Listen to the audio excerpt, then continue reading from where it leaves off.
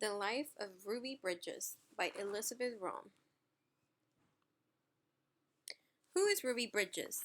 When she was just 6 years old, Ruby Bridges became an American hero. She was the first black child to attend an all-white school in New Orleans. It wasn't easy. People yelled at her. They called her names, but Ruby didn't quit.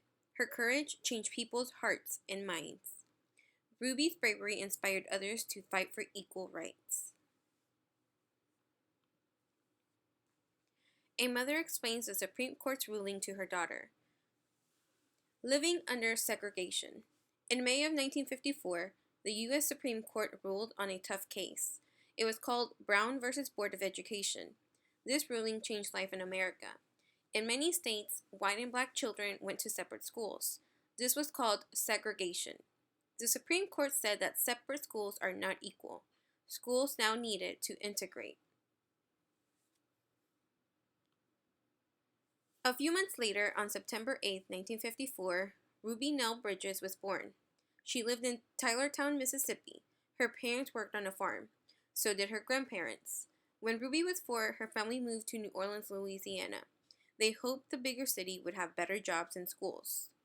Most of New Orleans was segregated. Black and white families usually lived in different areas. All black schools had less money for staff and supplies.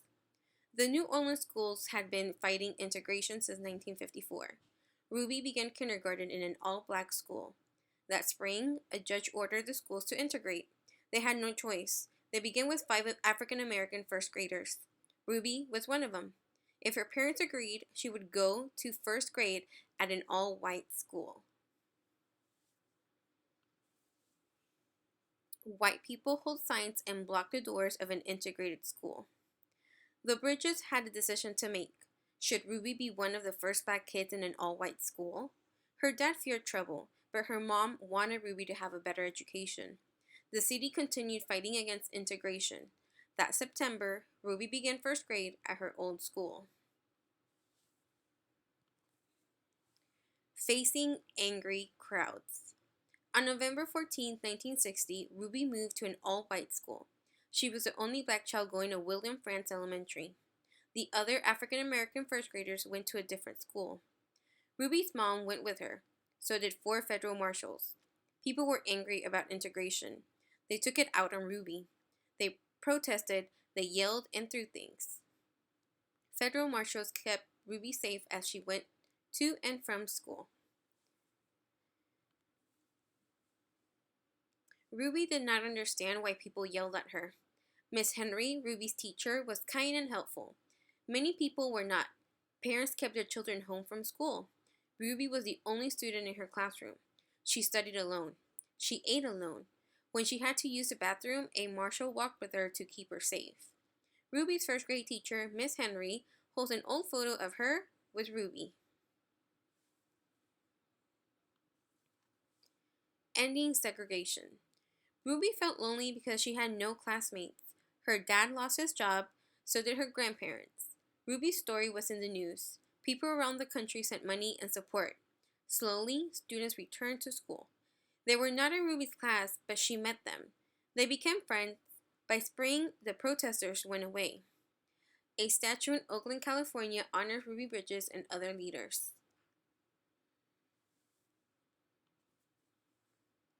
Ruby entered second grade in the fall of 1961. Other students joined her class. People stopped protesting. Ruby's bravery moved people. Norman Rockwell, a famous artist, painted a picture of Ruby.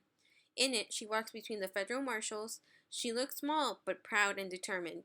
The painting was printed in Look magazine on January 14, 1964. Ruby makes friends with kids in her grade. Equal rights for all. On July 2, 1964, President Lyndon Johnson signed the Civil Rights Act.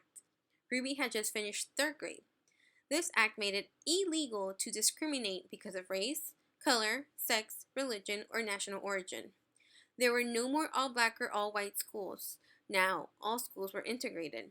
Racism didn't end right away, but this was an important step forward.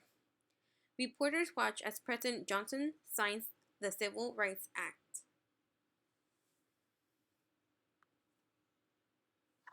Ruby reads a book about her life to first graders.